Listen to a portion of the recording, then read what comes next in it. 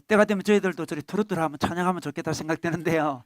어떤 사람들은 어떻게 그렇게 노래 부를 수 있냐 생각할 수 있는데, 지금 우리가 부르는 많은 찬송가는 이전에는 다 미국, 영국 그쪽에서 이 정통 가요에다가 그냥 가사를 입힌 거예요. 그냥 똑같은 거예요, 그게. 그러니까 지금 우리가 좀 어색해서 그러는 거지. 그래서 정말 방금 요 노래는 우리 그 남진 가수의 그 님과 함께면 그거 있죠. 님과 함께 그 찬양이 아니죠. 그 가요를 이렇게 이제 개사한 건데, 정말 님이 주님만 바꾸면 거의 똑같은 것 같아요. 거의. 그죠? 님이 거의 주님과 거의, 가사도 띠거리가 참 놀라운지 몰라요. 그래서 좀 바꾸니까 이렇게 은혜스러운 게 되는데,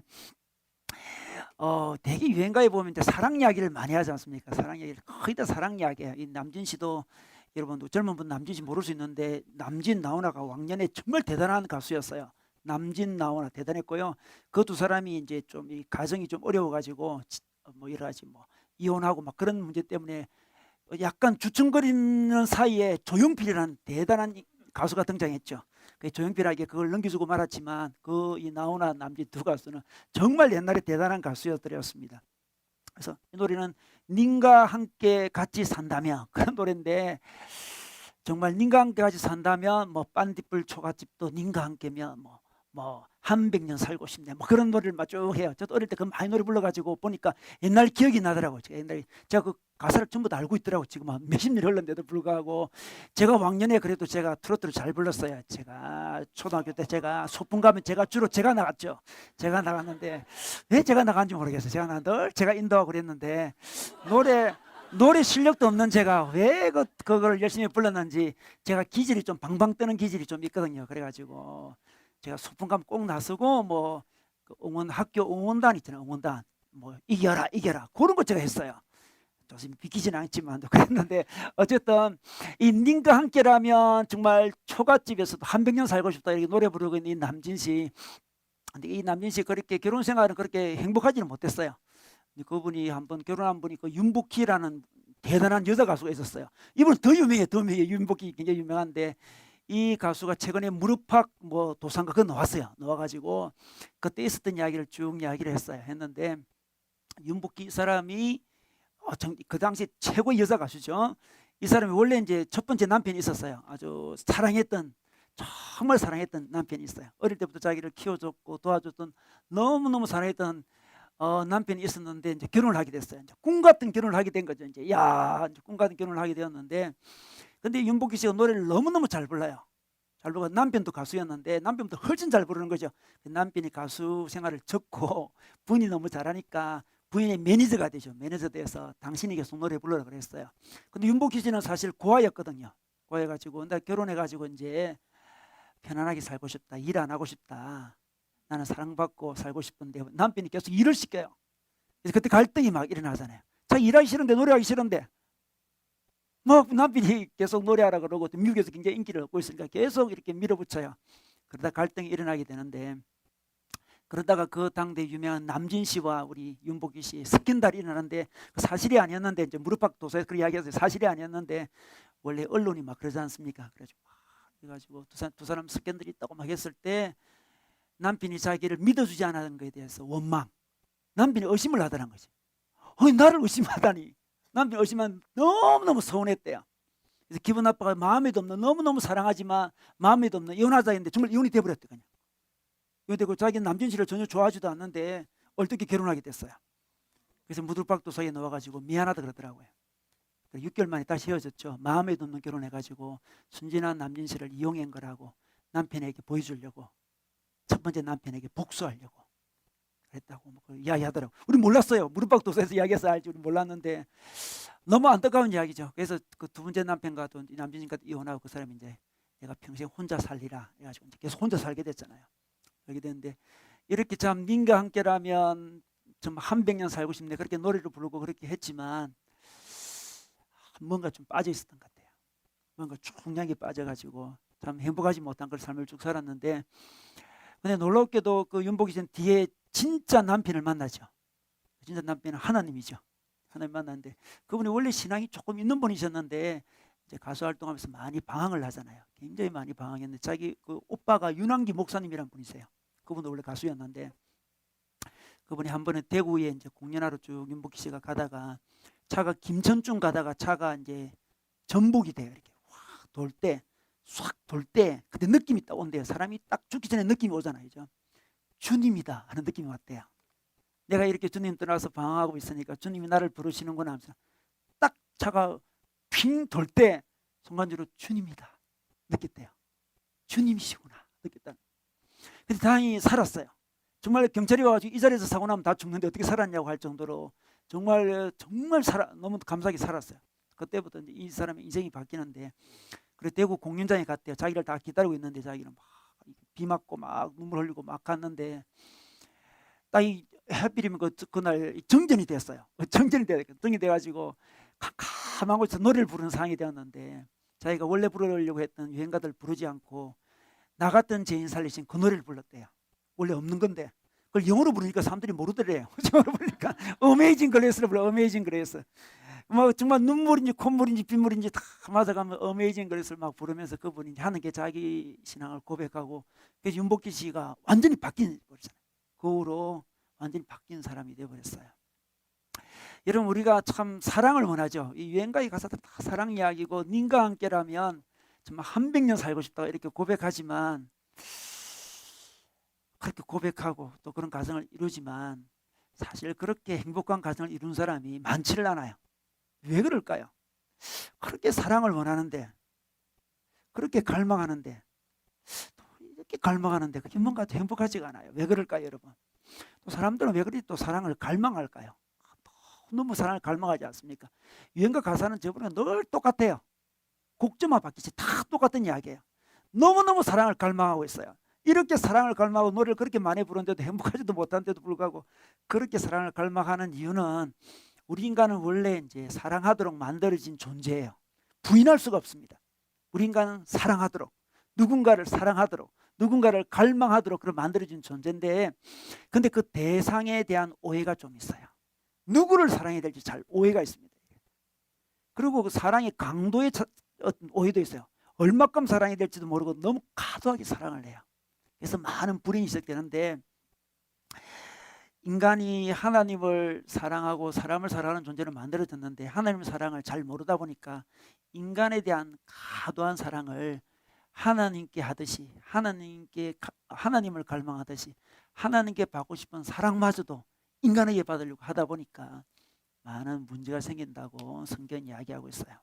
그래서 제가 오늘 우리 야곱이라는 우리 성경 인물이 있죠. 이 사람의 사랑 이야기를 가지고 하나님의 사랑이 어떤 건지, 또 우리가 갈급해야 될 사랑이 또 어떤 건지를 함께 나누고 싶어요. 우리 말씀을 함께 나누겠습니다. 우리 읽을 준비되어 있죠? 네, 한번 우리 창세기 25장 말씀, 우리 야곱의 사랑 이야기를 함께 들어보도록 하겠습니다. 니 야곱에게 이르되 내가 비록 내 생질이나 어찌 그저 내 일을 하겠느냐. 내 품삯을 어떻게 할지 내게 말하라. 라반에게 두 딸이 있으니 언니의 이름은 레아요 아우의 이름은 라헬이라. 레아는 시력이 악하고 라헬은 곱고 아리따우니 야곱이 라헬을 더 사랑함으로 대답하되 내가 외삼촌의 작은 딸 라헬을 위하여 외삼촌에게 7년을 섬기리이다. 라반이 이르되 그를 내게 주는 것이 타인에게 주는 것보다 나으니 나와 함께 있으라. 야곱이 라헬을 위하여 7년 동안 라반을 섬겼으나 그를 사랑하는 까닭에 7년을 며칠같이 여겼더라. 야곱이 라반에게 이르되 내 기한이 찼으니 내 아내를 내게 주소서. 내가 그에게 들어가겠나이다. 라반이 그곳 사람을 다 모아 잔치하고 저녁에 그의 딸 레아를 야곱에게로 데려가매 야곱이 그에게로 들어가니라. 라반이 또 그의 여종 실바를 그의 딸 레아에게 시녀로 주었더라. 야곱이 아침에 보니 레아라. 라반에게 이르되 외삼촌이 어찌하여 내게 이같이 행하셨나이까? 내가 라헬을 위하여 외삼촌을 섬기지 아니하였나이까? 외삼촌이 나를 속이심은 어찌 됨이니까? 라반이 이르되 언니보다 아우를 먼저 주는 것은 우리 지방에서 하지 아니하는 바이라. 이를 위하여 7일을 채우라. 우리가 그도 내게 주리니 내가 또 나를 7년 동안 섬길지니라.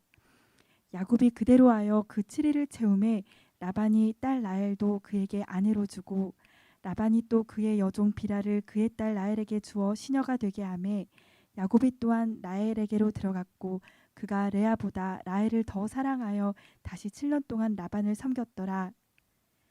여호와께서 레아가 사랑받지 못함을 보시고 그의 태를 여섰으나 라헬은 자녀가 없었더라. 레아가 임신하여 아들을 낳고 그 이름을 르우벤이라 하여 이르되 여호와께서 나의 괴로움을 돌보셨으니 이제는 내 남편이 나를 사랑하리로다 하였더라. 그가 다시 임신하여 아들을 낳고 이르되 여호와께서 내가 사랑받지 못함을 들으셨으므로 내게 이 아들도 주셨도다 하고 그의 이름을 시므온이라 하였으며 그가 또 임신하여 아들을 낳고 이르되 내가 그에게 새 아들을 낳았으니 내 남편이 지금부터 나와 연합하리로다 하고 그의 이름을 레위라 하였으며 그가 또 임신하여 아들을 낳고 이르되 내가 이제는 여호와를 찬송하리로다 하고 이로 말미암아 그가 그의 이름을 유다라 하였고 그의 출산이 멈추었더라. 아멘. 네. 우리 방금 트로트 불른 그 목사님 이름은 구자욱 목사입니다. 구자욱 목사. 관심 있는 분은 찾아보시면 우리 내부에 많이 영상이 떠 있더라고요. 네, 우리 이 시간에 야곱의 사랑 이야기를 함께 나누고 싶은데요. 야곱은 외삼촌 딸 중에 두 딸이 있었는데 레아와 라헬이 있었는데 라헬을 무척이나 사랑했습니다. 외삼촌 딸을 사랑하면 될까요? 이 건진상관 아닙니까 이거? 근데 구약 시대는 그런 개념이 없었습니다. 괜찮습니다. 개념이 없었습니다. 아주 사랑했습니다. 아주 낭만적인 사랑을 한 거죠. 2절에 보니까 이런 말씀이 있어요. 2절에 보니까 야곱이 라헬을 위하여 7년 동안 라반을 섬겼으나 그를 사랑하는 까닭에 7년을 며칠같이 여겼더라. 아니 너무 사랑해가지고 7년이 며칠처럼 느껴졌다는 거죠. 7년간 봉사하면 딸을 주겠다 해나니까 7년을 열심히 섬겼습니다. 여러분 그런 남자 잘 있을까요 요즘에? 그죠? 군복무 짧은 군복무도 견디지 못해가지고 많은 받고 싶는 상황이 벌어지고 있는 이 시대에 7년을 견뎠어요. 7년을 보수받지 않고 7년 연봉을 다 때려 부어가지고 이 여자를 이렇게 사랑했는데 그렇게 사랑하는 그 7년 동안도 정말 며칠까지 느껴졌다는 거죠. 왜 그래 사랑했을까요 야곱이?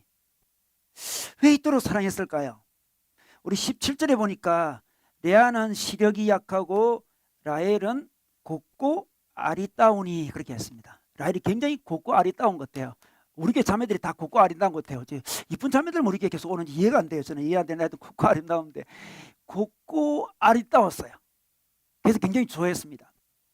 근데 7년이 흘렀잖아요. 지금 이 곱고 아리따운 게 분명히 맞지만 7년이 흐르면 또 외모도 바뀔 수 있는데 변함없이 사실은 야곱은 그 라헬이 죽을 때까지 변함없이 너무너무 사랑했어요. 너무너무 사랑했습니다. 그래서 너무 사랑한 까닭에 이 라헬이 낳은 두 아들이 있었는데 요셉과 베냐민 두 아들을 너무너무 사랑했어요. 그래서 너무너무 사랑한 거예요 지금. 그래서 곱고 아리따워서 사랑했다 하기에는 그거로서 설명하기에는 부족함이 많이 있어요. 근본적인 문제가 있어요. 근본적인 이유가 있어요. 왜 이 라헬을 이렇게 사랑했는지.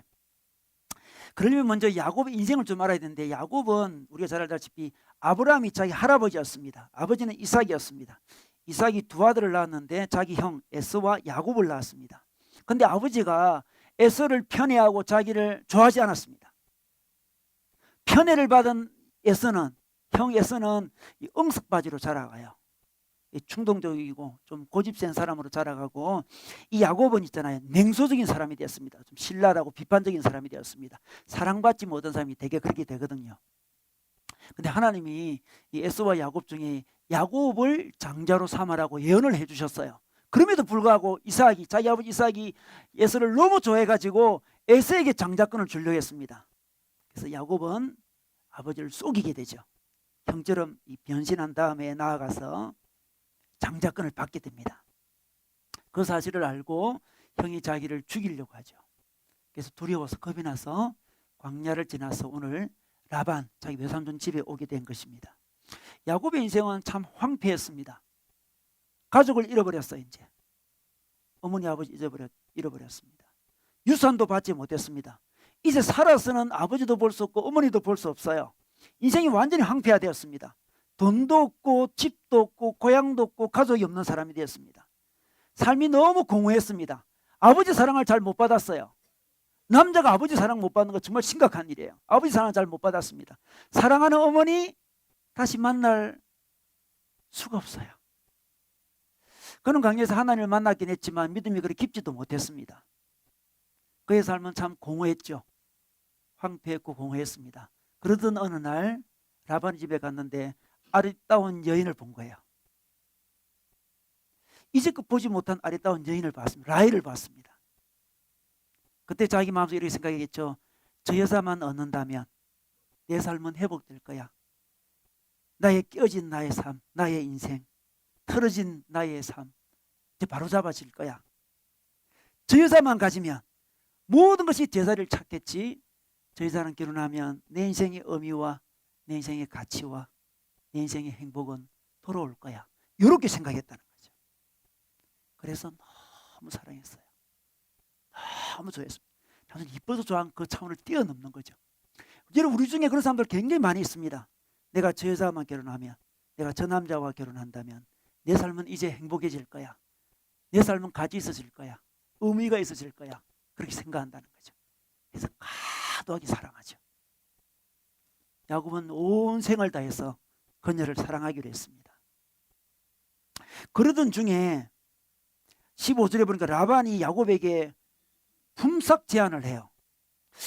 라반이 자기 조카가 왔는데 야곱을 가만히 보니까 야곱이 일을 잘해요. 양떼를 잘 먹이는 거예요. 저 능력 있다. 관리 잘하는데 저놈 돈 되겠다. 저놈 잘 사용하면 우리 집안에 재산이 늘어나겠네. 딱 생각이 드는 거예요. 협상을 해야 되겠다. 15절에 야곱에게 이야기합니다. 내가 비록 내 생질이나 내 조카이지만 어찌 그저 내 일을 하겠느냐. 내 품삯을 어떻게 할지 내게 말해라. 월급을 주겠다는 거예요. 연봉을 주겠다는 거예요. 그때 야곱에게 본능적으로 떠오르는 단어가 있었죠. 무엇이겠습니까? 떠오르는 단어 바로 라헬이었습니다. 삼촌 라헬입니다. 라헬입니다. 18절에 보니까 내가 외삼촌의 작은 딸 라헬을 위하여 외삼촌에게 7년을 섬기겠습니다. 품삯을 어떻게 해줄까 했을 때 야곱은 본능적으로 라헬의 이름을 외치고 있어요. 라헬입니다. 라헬. 라헬만 있으면 됩니다. 라헬이 내 삶의 전부요. 내 인생의 의미요. 내 인생에 살아갈 이유인 것입니다. 라헬을 주십시오. 이렇게 이야기합니다. 우리 방금 남진의 노래인 것처럼 님과 함께 같이 산다면 님과 함께 산다면 반딧불 초가집도 님과 함께면 나는 좋아 나는 좋아 님과 함께면 님과 함께 같이 산다면 피어놓은 거죠. 라헬을 주십시오. 라헬을 주십시오. 그럼 제가 7년 동안 무보수로 일하겠습니다. 이렇게 이야기하고 있어요.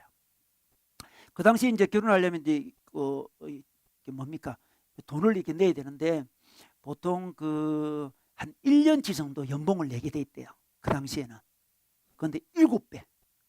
너무 좋아해가지고 7배를 내게 돼요. 7배를 드리겠습니다. 7배. 그 당시 사람들은 결혼할 때 보통 지위를 얻으려고 결혼하잖아요. 옛날에 고대 시대는 지위를, 좋은 지위를 얻으려고 하는데 야곱은 지위가 아니었습니다. 사랑이었습니다. 얼마나 멋있습니까? 사랑하는 여인, 그 여인과 결혼만 한다면 7년 동안 연봉 받지 않고 열심히 일하겠습니다. 지위도 필요 없습니다. 사랑입니다. 사랑. 내 인생을 회복시킬 것은 사랑밖에 없습니다. 지위도 명예도 돈도 아니고 지금 내 인생을 회복시키는 것은 사랑이에요. 사랑. 라헬과의 사랑, 영원한 사랑, 내 삶을 회복시킬 그 사랑, 그 사랑을 바라고 있어요. 이러면 참 우리 인간은 있잖아요. 이렇게 어떤 의미를 자꾸 추구하는 존재잖아요. 참 의미를 추구합니다. 근데 의미 중에 하나가 낭만적 사랑이 될 때가 많이 있어요. 내 인생의 의미는 사랑이다. 그때 사랑하는 대상은 바로 하나님이 되어버리죠. 하나님 같은 역할을 해버리는 거죠. 그 여자가 자의 구원자가 되는 거예요. 구원자. 대중문화는 우리에게 이렇게 이야기합니다. 누군가 당신을 사랑해 주기까지는 당신은 아무것도 아니야. 사랑받지 못해? 아무것도 아니야. 당신이 내게 떠나면 나는 아무것도 아니다. 계속 우리에게 말하고 있죠. 야곱이 그랬습니다. 인생을 다 끌었습니다. 어떤 사람은 이 사랑에 실패를 하거나 사랑에 고통을 당하고 그런 사람은 아, 나 다시 사랑하지 않을 거야. 그런 사람이 있습니다. 그렇게 사랑하지 않을 거야. 사랑 두려워. 그래서 어떤 캐주얼한 사랑이다. 캐주얼한 사랑 있죠. 막 파트너를 쉽게 바꾸면서 하는 사랑을 하잖아요. 그 사람도 사랑의 노예예요. 사랑을 너무 두려워하는 거와 사랑을 너무너무 기대하는 것은 동시에 그 낭만적 사랑의 노예가 되어 있는 거예요. 이렇게 있잖아요. 낭만적 사랑은 강력한 힘을 가지고 있어요. 7년 동안 무보수로 일할 정도로 인생의 모든 걸 다 던질 정도로 강력한 힘을 가지고 있습니다. 그게 바로 사랑이라는 거예요. 사랑. 근데 사랑이 그런 역할을 할 때 우리는 그것을 성경에서는 뭐라 부릅니까? 우상이라 그래요. 우상. 뭐든지 신의 역할을 하는 것은 다 우상이에요. 돈이든 사랑이든 권력이든 명예든 운동이든 무엇이든 너무 강력한 힘을 발휘하면 우리 인생을 다 걸면 신이 되어버린 거예요. 다 걸리는 게 신이 되어버린 거예요. 우상이죠. 근데 놀랍게도 사랑도 좋고 돈도 좋고 명예도 좋고 다 좋은 것이지만 너무 강력한 영향력을 발휘하게 되면 그것이 우상이 되어서 그 다음부터는 그 우상이 우리를 어떻게 합니까? 파괴합니다. 이 사랑의 우상이 야곱의 인생을 파괴하기 시작해요. 야곱은 삶이 황폐했습니다. 내면이 공허했어요. 그래서 낭만적 사랑을 우상으로 숭배했어요. 그러나 우상이 그 인생을 파괴시킵니다. 야곱도 사기를 치었지만 이 라반은 한 수 위입니다. 한 수 위. 라반이 딱 야곱을 보니까 오, 저 친구 우리 딸에게 완전히 지금 빠져있네 딱 알아요. 18절에 라헬을 위하여 7년을 섬기겠습니다. 이렇게 이야기해요.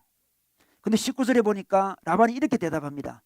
그를 내게 주는 것이 타인에게 주는 것보다 나으니 나와 함께 있으라 이야기합니다. 명쾌한 이야기는 안 해요. 애매하게. 반드시 주겠다 이야기 아닙니다. 뭐 다른 사람보다 뭐 너가 낫지 않겠나 이런 식으로 이야기하는 거예요. 그때 야곱은 예스라고 들어요. 사랑의 눈이 멀면 다 예스로 보입니다. 그렇지 않나요? 비슷한 행동을 해도 예스라고 생각해요. 제가 대학 다닐 때 우리 선배 한 명이 이제 도서관에서 자기 마음에 드는 우리 아가씨를 이렇게 봤어요. 봐가지고 이렇게 물었어요. 아가씨 저랑 같이 식사하지 않을래요? 이렇게 부승문으로 물었어요. 물었는데 그 아가씨가 아니요 이렇게 얘기했어요. 아니요 부승문으로 물어서 아니요라 얘기했어요. 좀 헷갈리죠 여러분? 그래 그 형이 저한테 찾아왔어요. 호기야 그 아가씨가 분명히 예스라고 이야기하는 거예요. 아닌 것 같은데요. 그러니까 내가 부승문으로 물었잖냐. 나랑 커피 안 할래요 물었는데 아니요로 했으니까 예스 아니냐 이렇게. 아니에요 형님 아니에요. 예스라고 계속 그러더라고요. 분명히 노예요. 그죠? 노죠. 예. 영어는 명백합니다. 영어는 뭐 부정문으로 붙더니 뭐 긍정문으로 붙더니 무조건 노면 노고 예스면 예스예요. 우리 한국말이 헷갈려요. 우리 한국말이 굉장히 헷갈리는 이야기예요. 좋아하면 예스로 느껴집니다. 제자가 살짝 웃어서도 아, 내 좋아하는가 봐 이렇게 생각합니다. 조금만 배려해줘도 저 오빠 내 좋아하는가 봐 그렇게. 그래서 오해가 많이 일어나는 거죠. 보통 그 청년부에 이제 교회 그 오빠들이 있잖아요. 교회 오빠들, 청년부 회장들이 완전 많은 문제를 일으켜요. 청년부 회장이기 때문에 잘해줘야 되잖아. 잘해주면 이렇게 좋아하는 걸 준비하고 있는 자매들이 조금만 저 오빠 내 좋아하는가 봐. 그렇게 실제로 결혼한 케이스도 많이 봤어요 제가. 근데 어쩔 수 없는 게 된 거예요. 그 교회 오빠가. 교회 오빠도 착하잖아. 어쩔 수 없어 이게. 어쩔 수 없는데 저 완전 사이에 빠져있어 지금. 어쩔 수 없게 해가지고 결혼한 케이스를 제가 여러 케이스를 봤는데 안타깝죠. 안타까운데 그렇게 행복하지는 못해요. 그 케이스가 그렇게 행복하지 못한데 우리는 있잖아 너무 빠져있으면 예스로 다 보여요. 예스로 다 보입니다. 이 라반은 고도의 지금 작전을 짜고 있는 거예요. 지금 우리 딸에게 빠졌구나. 저놈 잘 이용해 먹어야지. 7년 동안 섬긴다고? 좋아. 7년 동안? 좋아. 그래서 7년 동안 정말 하루같이 열심히 일을 해서 이제 그날이 되었어요. 21절에 보니까 기한이 찬 거예요. 기한이 7년 찼습니다. 내 아내를 내게 주십시오. 내가 그에게 들어가겠나이다. 이 들어가겠나이다 이 말은 성적인 표현이에요. 함께 자겠나이다 이 말인데 너무 빠져 있어가지고 이런 말도 그냥 노골적으로 해버리는 거예요 지금. 해버렸어요 지금. 그래서 라반이 이제 잔치를 베풀어 주죠. 잔치를 일주일 동안 잔치하는데 잔치 베풀어 주는데 어떤 일이 벌어졌습니까? 23절에 보니까 저녁에 그의 딸 레아를, 라헬이 아닙니다. 레아를 야곱에게 데려갔습니다. 밤이었습니다. 그 당시 신부들은 이 세마포를 뒤집어 쓰고 있기 때문에 얼굴 분간이 잘 안 돼요. 밤에 또. 그래서 라헬인지 레아인지 분간을 못한 상태에서 첫날밤을 보내버렸어요. 너무나 흥분 상태에서 그 분별을 못하게 된 거죠. 라반은 사랑에 빠진 이 야곱을 철저히 농락했습니다. 노동력을 착취했죠 지금. 그리고 레아를 시집 보내버렸어요. 레아는 있잖아요. 라헬과 다르게 그렇게 이쁘지 않는 여자였던가 봐요. 17절에 보니까 시력이 약하다 했는데, 시력이 약하다 말을 여러 주석가들이 다양하게 표현하는데 확실한 것은 외모가 뛰어나지 못했어요. 눈에 문제가 있었어요. 눈에 문제가 있었어요. 어떤 문제인지 모르는 눈에 문제가 있었어요. 정말 평범한 여자였던가 봐요. 라반은 알고 있습니다. 라헬은 인기 좋고 레아는 인기가 없다. 이 레아는 데려갈 남자가 별로 없을 것이다. 저 레아를 어떻게 처리를 해야 되잖아. 정말 이 나쁜 아빠죠. 어쨌든 이 첫째 아들을 좀 첫째 딸을 처리해야 돼. 이거 끼워서 파는 거예요. 지금 끼워서. 지금 둘째 딸과 끼워서 막. 참 놀라운, 이 성경에 놀라운 이야기가 있어요. 이렇게 세상에 문제가 있는 레아를 라반은 처리하고 싶었습니다. 시집 보내고 싶었어요. 그래서 레아를 라반이 레아를 야곱에게 보내버렸습니다. 그런데 지옥에 보낸 거랑 마찬가지예요. 지금 레아는 이제 지옥에 들어가게 됐어요. 자기를 별로 좋아하지 않는 아버지, 이제 자기를 별로 좋아하지 않는 남편에게 가게 되었어요. 얼마나 슬픈 인생이에요. 이 인생은 자기를 별로 원치 않는데, 동생 좋아하는 거 다 알고 있는데 자기를 보내버려요. 너무 슬픈 인생이 전개되고 있죠. 제가 어떤 치유 모임에 갔은 적이 있었는데, 그때 어느 여자분이 중년이었는데 그분이 이제 자기 상대준 사람을 때리는 그런 어떤 무슨 예식 같은 게 있는데, 그 방석을 갖다 놓고 있잖아요. 막 때려요. 자기에게 상처 줬던 사람 이름을 부르면서 막 때려요. 그런 모임이었는데 자기 아버지를 부르면서 때리더라고요. 아버지 때리면서 내 시집 가기 싫다 했잖아 그 남자에게 하면서 확 때렸어요. 나 그 남자에게 시집 가기 싫다 했는데 왜 나를 그거 보냈냐고 막 울면서 막 때려. 중년의 부인이었어요. 중년의 부인. 한이 맺힌 거죠 지금. 한이 맺힌. 레아가 그랬습니다. 그런데 있잖아요, 더 놀라운 것은 야곱도 어떻습니까? 25절에 보니까 야곱이 아침에 보니 레아라. 이 말은 쉽겠지만 굉장히 충격적인 이야기. 레아였어요. 당신이 웬일이야? 놀라운 거죠. 이게 아닌데, 이게 바로 낭만적 사랑의 결말이죠. 낭만적인 사랑은 그래요. 저 사람과 결혼하면, 저 사람만 잡으면, 저 사람을 내가 가지면 내 인생은 행복할 것 같았는데 눈을 떠보니까 라헬이 아니고 레아였습니다. 여러분, 바로 이게 인생이라는 거예요. 과도하게 기대하면 레아가 돼버립니다. 너무 기대하면 그 사람이 자기 인생을 행복하게 해주리라고 철석처럼 믿으면 레아가 돼요. 그게 인생이에요. 하나님이 그것을 허락해 주십니다. 레아로 변신하는 모습을 허락해 주시죠. 그래서 내 인생을 다 걸고 이렇게 사랑하면 안 된다는 것을 깨닫게 주시려고 레아를 주신 거예요. 낭만적인 사랑은 사랑을 하나님으로 오해하죠. 하나님만이 해줄 수 있는 것을 이 사람에게 또 기대하죠.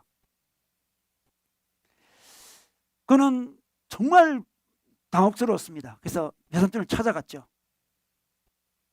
외삼촌 어찌하여 내게 이같이 행하였었나이까? 25절 이렇게 이야기합니다. 내가 라헬을 위하여 외삼촌을 섬기지 아니하였습니까? 외삼촌의 날 속이심이 어찌 됨이니까? 이렇게 이야기합니다. 날 속이었습니다. 이렇게 이야기할 때 26절에 라반이 이렇게 이야기합니다. 언니보다 아우를 먼저 주는 것은 우리 지방에서 하지 않는 바다. 우리 지방의 법이 아니야. 어디 동생이 먼저 시집을 가? 말이 안 되지. 이렇게 이야기합니다. 이걸 미리 이야기 안 해준 거죠. 속이고 있는 거예요. 그때 이때 별말을 하지 못해요. 야곱이 더 따지지 못해요. 왜냐 그러면 이때 딱 느낌이 왔습니다. 아, 나도 아버지 속였는데. 자기도 아버지 속였거든. 장자금 받으려고. 자기도 나쁜 놈이야. 자기 스스로 나쁘다고 생각하는 사람, 문제 있다 생각하는 사람은 다른 사람이 자기를 착취해도 잘 반응도 못해요. 그게 자기 업보같이 느껴지는 거지. 내가 그걸 잘못해서 나도 이렇게 당하는구나. 그걸 극복해야 돼요. 자기가 옛날에 잘못했다 할지라도 누가 나를 잘못하면 잘못 못하게 막아야 되는데 나도 그렇지 뭐. 나도 나쁜 놈인데 뭐. 당해도 싸. 당하고 있는 거예요. 그때 라반이 또 제안합니다. 내가 또 나를 위하여 27절에 보니까 7년 동안 성결 또 7년 일해래. 무보수로. 야, 놀랍죠. 라반이 얼마나 나쁜 놈입니까. 낭만적인 사랑에 깊이 빠진 야곱은 벌써 그 7년을 약속해버리고 맙니다. 마치 중독에 빠진 것 같아요. 사랑에. 7년 하겠습니다. 또 7년 또 하겠습니다. 또 하겠습니다. 또 하겠습니다. 또 하겠습니다. 사랑이라는 게 마약이 돼가지고 자기를 마비시키고 있어요. 계속 하도록 해요. 사랑의 노예가 돼버렸어요. 이것을 사람들은 멋있게 표현할지 모르지만 그거는 중독에 빠지는 거죠. 분별을 하지 못해요. 또 7년 하죠. 7년 하죠. 이렇게 얘기해요.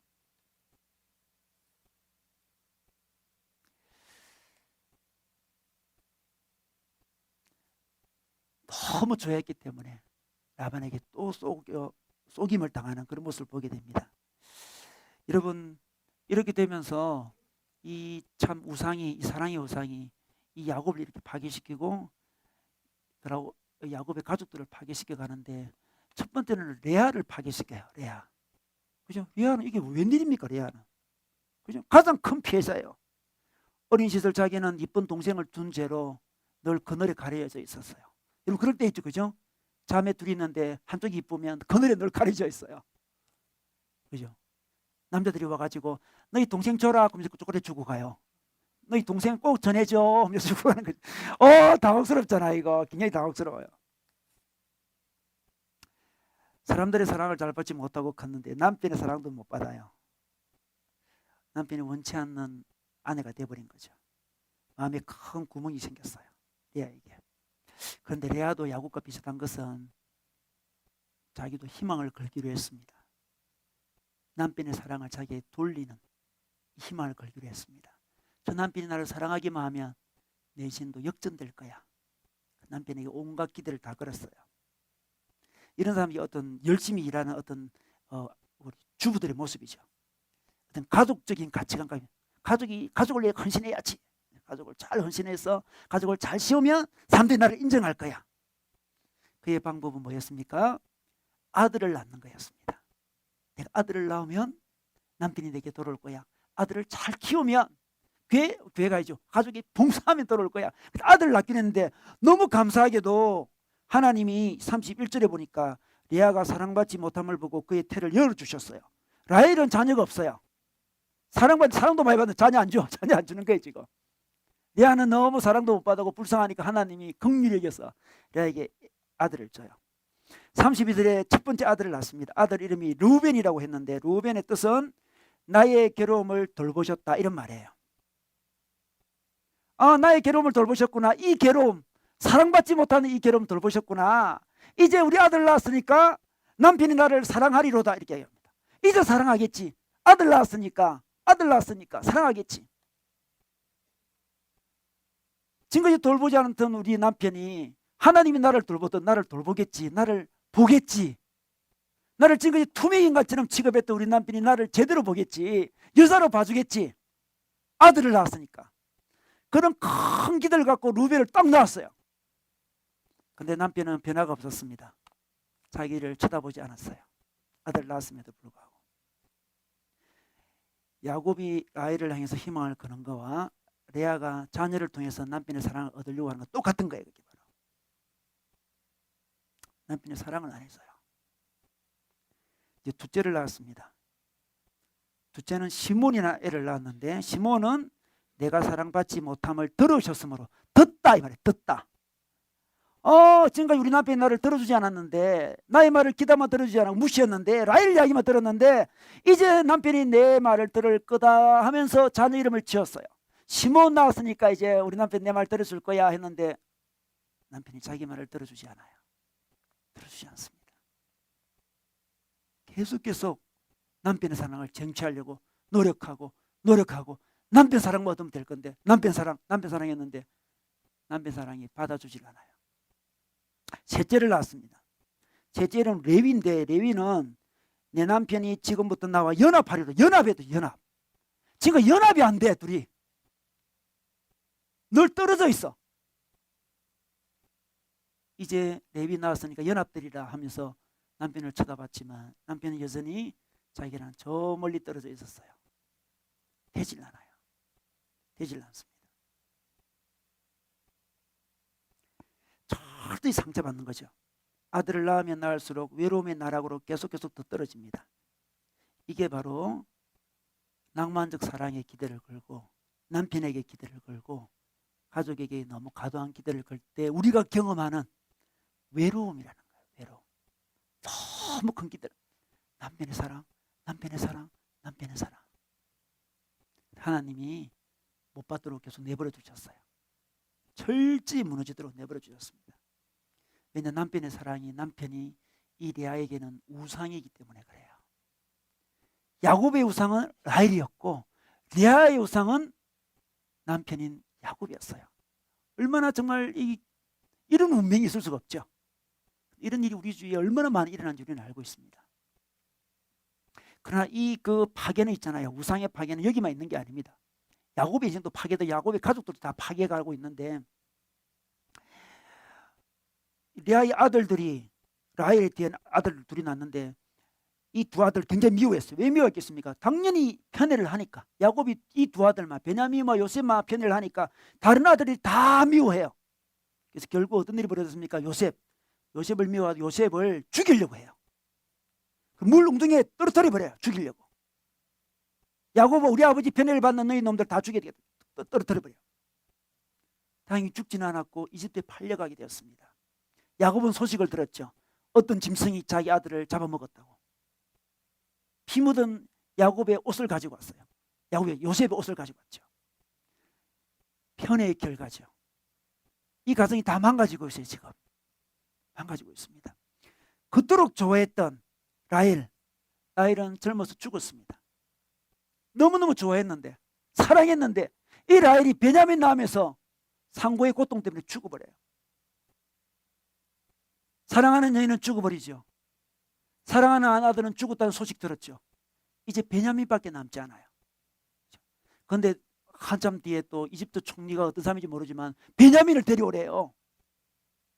자기 남은 자식 하나 있다 생각하는데 그 자식마저 데려가려고 그래요. 철저히 야곱의 인생이 무너지고 있어요. 사람들은 과도하게 기대하는 것들이 많이 있습니다. 자기 인생을 회복시켜주고 자기 인생을 의미 있게 해줄 만한 것들을 기대하죠. 사랑과 결혼과 어떤 여행을 많이 하는 거든, 경력이든 직장이든 아들이든 성공이든 뭐든 과도하게 기대해요. 그런데 핵심이 빠져 있죠. 과도하게 기대하는데 핵심이 빠져 있어요.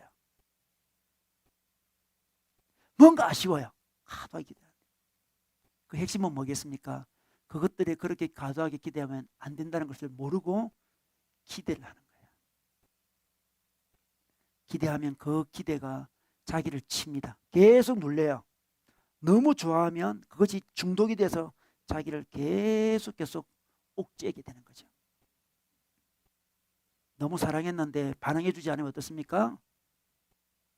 그 사람을 미워할 수 있습니다. 그래? 미워해요. 그래? 너 말고 다른 사람 찾아봐야지. 대상을 계속 바꿔요. 너무 과도하게 기대하고 있는데 그 기대를 아무도 채워줄 수 없는데 이 사람이 못 채워주니까 너의 문제인가 봐. 그래 좋아, 너 그러면 다른 사람 바꿔야지. 파트너를 계속 바꿔요. 아무도 채워줄 수 없는 그 사랑을 갖고 계속 파트너를 바꾸는 사람 있죠. 오해죠, 오해. 어떤 사람은 잘 안 되니까 자기를 비난하죠. 나는 사랑받지 못할 인간인가 봐. 나는 가치 없어. 그렇게 생각할 수도 있습니다. 어떤 사람은 굉장히 냉소적인 사람이 될 때도 있죠. 그래, 이 사랑 잘 안 되는구나. 에이, 다 죽어버려라 세상 사람들아. 이 남자들 다 나쁜 남자들이다. 다 나쁜 여자들. 이렇게 해결을 보려고 그러죠. 그러나 더 좋은 길이 있다는 걸 잘 모르죠. 진정한 사랑을 발견하면 돼요. 사람이 줄 수 없는 진정한 사랑을 발견하게 되면 사람에게 그렇게 기대를 많이 안 한다는 거죠. 야곱은 외모가 아름다운 라헬을 통해서 자기 삶을 입증하고 싶었어요. 자기 삶의 정당성을 입증하고 싶었습니다. 결점이 있는 그 여자를 알아보지 못한 거죠. 너무 눈이 멀었기 때문에 이 여자가 얼마나 미숙한 여자인지, 라헬이 얼마나 문제 많은 여자인지, 얼마나 신앙이 없는 여자인지 보질 못해요. 눈이 멀어버렸기 때문에. 그래서 딱 자고 일어났을 때 레아구나, 이런 당혹스러운 일들이 벌어져요. 여러분, 우리 주위에서 얼마나 이런 일이 많이 벌어집니까? 아침에 깼더만 라헬이 아니고 레아라고 이야기하는 사람들이 굉장히 많아요. 대상은 똑같은 사람인데도 불구하고 살아보니까 그 여자가 아니었어. 살아보니까 그 남자 아니네. 굉장히 그런 사람 얼마나 그 소리가 많이 들립니까? 우리 주위에. 그죠? 목사님 아니었어요. 캠퍼스 때 보통 그 오빠가 아니에요. 우리 남편이 지금. 아니죠. 레아예요. 레아. 레아네. 놀라워요. 굉장히 놀라운 일이 벌어졌죠. 레아. 그게 뭡니까? 인간은 우리가 원하는 그 사랑을 줄 수가 없어요. 자기에게 문제가 있는 거예요. 여러분, 진정한 사랑만이 이 사랑의 우상을 대체시킬 수 있습니다. 그래서 진정한 사랑을 만나야 돼요. 인간이 주지 못하는 사랑. 우리 마음속에 있는 그 갈망은 인간이 줄 수 없는 갈망이거든요. 그 갈망을 진짜 채울 수 있는 진정한 사랑을 만나야 돼요. 레아가 있잖아요. 놀랍게도 그 사랑을 만나요. 레아가 있잖아요. 이렇게 아기를 낳을 때마다 하나님을 불러요. 우리 32절에도 보면 여호와께서 여호와를 부르잖아요. 여호와. 이 여호와라는 단어는 어떤 단어냐 그러면 하나님이 긍휼을 베풀어 주시고 사랑을 베풀어 주시고 우리에게 약속해 주신다. 그런 의미의 하나님의 이름이에요. 힘이 많은 하나님이 아니고요. 긍휼을 베풀어 주시고 사랑을 베풀어 주시고 약속해 주시는 하나님을 이야기할 때 여호와라 그러거든요. 여호와 이름을 부릅니다. 여호와를 불러요. 레아는 믿음이 좀 있었습니다. 여호와를 부를 줄 알아요. 여호와를 부릅니다. 여호와를 불러요. 사실 우리 하나님이 이 야곱의 가정을 그냥 선택한 게 절대 아니에요. 큰 소망을 갖고 선택했습니다. 아브라함을 불렀습니다. 너를 통해서 인류를 구원할 것이다. 너의 자손 중에 메시아가 나올 것이다. 약속해 주셨습니다. 사랑으로 긍휼로 선택해 준 거예요. 너희 집안은 보통 집안이 아니야. 너희 가문을 통해서 메시아가 나올 거야. 선택해 주셨어요. 그게 여호와 하나님이거든요. 여호와 하나님. 그 하나님을 기억하고 있어요. 하나님은 긍휼의 하나님이시구나. 사랑의 하나님이시구나. 우리 삶에 의미를 주시는 분이구나. 우리를 구원의 계보에 집어넣어 주시는 분이시구나. 그것을 지금 외치고 있는 거예요. 많은 것들은 우리가 노력해야 돼요. 노력하고 힘을 들여야 되고 성공해야 되고 돈을 많이 벌여야 되고 그래야만 인정하는 그런 신들이 세상의 신들은 다. 우리 하나님은 그런 거 없어도 긍휼을 베풀어 주시고 사랑을 베풀어 주시고 은혜를 베풀어 준다는 걸 알면서 레아는 점점점 회복되고 있는데 마지막 넷째 아들을 낳을 때 그는 회복됩니다. 넷째 아들 이름은 뭐였습니까? 35절에 보니까 넷째 아들 이름은 유다였습니다. 유다. 유다의 뜻은 이제 남편을 생각하지 않습니다. 유다의 뜻은 여호와를 찬송하리로다. 이게 유다의 뜻입니다. 찬송이었습니다. 이제 남편이 나와 연합하리라. 남편이 내 말 들으리라. 남편이 나를 돌보리라. 이렇게 하던 사람이 이제 남편을 제껴두고 남편이 아니었구나. 나의 소망은 남편이 아니었구나. 하나님이구나. 하나님을 찬양하리로다. 이렇게 외쳤어요. 바뀐 거예요. 이렇게. 레아는 회복되고 있습니다. 찬양하면 되는구나. 우리 하나님이 진짜 남편이구나. 우리 하나님이 진짜 남편인데 내가 이 인간에게 너무 과도한 기도를 했구나. 그래서 여호와를 찬양하리로다. 이렇게 이야기하고 있습니다. 하나님은 너무 기뻐서 메시아를 예수 그리스도를 누구의 자손으로 오게 했습니까? 바로 유다의 자손으로 오게 해요. 레아의 네 번째 아들 유다를 통해서 예수 그리스도가 이 땅에 오셔요. 하나님의 놀라운 은혜였습니다. 이 친구가 나를 부르는구나. 나를 찬양하는구나. 레아의 인생이 회복되고 있습니다. 하나님의 이름을 부를 때 회복이 되는 거예요. 긍휼의 하나님 이름을 부를 때 자기 인생을 하나님께 걸 때 사람에게 걸었던 인생이 하나님께 걸 때 인생이 회복되고 하나님을 찬양할 때 하나님의 긍휼하심, 하나님의 사랑하심을 바랄 때 회복이 일어나요. 그리고 이 야곱도 마찬가지예요. 야곱도 회복되는데 언제 회복됩니까? 야곱은 한참을 회복되는데 야곱이 자기 아들 이제 마지막 막내 아들 베냐민밖에 안 남았어요. 베냐민 데려오라 그래요. 베냐민 놓칠 수가 없어요. 마지막 사랑, 라헬 사랑하고 요셉 사랑하고 베냐민 사랑하고 온통 인간만 사랑하는 인생이 어떻게 회복됐습니까? 그게 창세기 43장 14절에 나와요. 43장 14절 끝에 보면 이런 말씀이 있습니다. 내가 자식을 잃게 되면 이르리로다 이렇게 하겠습니다. 자식을 내려놓는 거예요. 지금 베냐민을 내려놓습니다. 이제 레아가 남편을 내려놓듯이 야곱이 라헬을 내려놓고 요셉을 내려놓고 베냐민을 내려놓아요. 이러면 잃게 되면 이르리로다. 내가 자식을 잃게 되면 이르리로다. 이 말씀을 하면서 야곱에게 자유가 임하죠. 그래서 야곱의 인생은 바뀌게 되고 야곱을 통해서 12지파가 생기고 12지파가 이스라엘을 만들고 그중에 유다는 예수 그리스도를 탄생케 하는 놀라운 가문으로 바뀌게 됩니다. 여러분, 우리는 우리의 정체성을, 우리의 가치를 어디에 걸고 있습니까?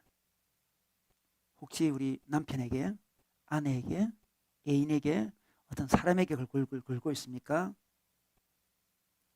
우리가 기대하면 기대할수록 그 사람 우리를 실망시킬 거예요. 우상숭배라는 것은 하나님의 위치에 딴 것을 갖다 놓고 숭배하는 걸 우상숭배라고 그러죠. 우상은, 옛날에 우상은 어떻습니까? 뭐 나무, 돌, 뭐 호랑이, 곰, 소 이렇게 섬기, 그죠? 그런 것들 지켜줄 줄 알고 섬기. 요즘에 호랑이를 섬기는 사람 있나요? 동물에서 그냥 보고 오는 거죠, 그냥. 그죠? 호랑이가 우리를 지켜준다고 아무도 생각하지 않아요. 근데 이 시대의 호랑이는 뭡니까? 이 시대의 뭐 달, 별 이런 건 뭡니까? 이 시대는 성공이고 사랑이고 돈이고 다 그런 거예요. 그 이름만 살짝 바꾼 거예요. 옛날 시대는 호랑이를 섬기는 것과 똑같이 이 시대는 돈을 섬기고 낭만적인 사랑을 섬기죠. 그게 바로 우상숭배예요. 근데 우상숭배는 어떻습니까? 우리 삶을 파괴합니다. 철저히 파괴하죠. 그러나 우리 하나님 파괴되는 레아와 파괴되는 야곱을 불쌍히 여겨주셔서 또 다가오시고 또 다가오시고 또 다가오세요. 그죠? 우리 인생도 마찬가지예요. 하나님 우리를 포기하지 않으면 또 다가오시고 또 다가오고 계속 다가오셔가지고 내가 참신이야, 내가 의미를 줄 수 있단다, 내가 가치를 주는 분이야 계속 말씀해 주고 있어요. 레아와 야곱은 그 하나님을 만나서 자기 마음속에 있는 그 우상을 내려놓게 되었고 그 인생은 회복되었고 그 인생은 의미 있는 인생이 되었습니다. 혹시 사람을 너무 과도하게 기대하고 있다면 내려놓으면 좋겠어요. 우상입니다. 결혼을 너무 과도하게 기대하세요? 그 오빠만 만나면, 그 자매만 결혼하면 다 될 것 같습니까? 결코 그렇지 않고 여러분 눈을 떴을 때 레아라는 것을 발견하게 될 거예요. 진정한 우리 남편은, 진정한 우리 아내는, 진정한 사랑은 하나님이십니다. 하나님을 만나면 여유가 생겨서, 분별력이 생겨서 어떤 남자가 어떤 여자가 자기한테 맞는지를 알 수가 있어요. 그전에는 분별력이 없어요. 우상으로 보기 때문에 분별력이 없습니다. 여러분, 오늘 우리 주님께서 우리에게 말씀해 주고 있습니다. 우리 마음속에 무엇이 있느냐 말씀해 주고 있어요. 하나님 자리에 무엇이 있느냐 말씀해 주고 있어요. 혹시 하나님 자리에 다른 것이 있다면 이 시간 주님 앞에 내려놓고, 주님, 당신이 나의 영원한 사랑이고 영원한 기쁨이고 영원한 가치이고 영원한 소망입니다. 그렇게 고백하시기를 주의 이름으로 축원합니다. 우리 다 같이 기도하겠습니다.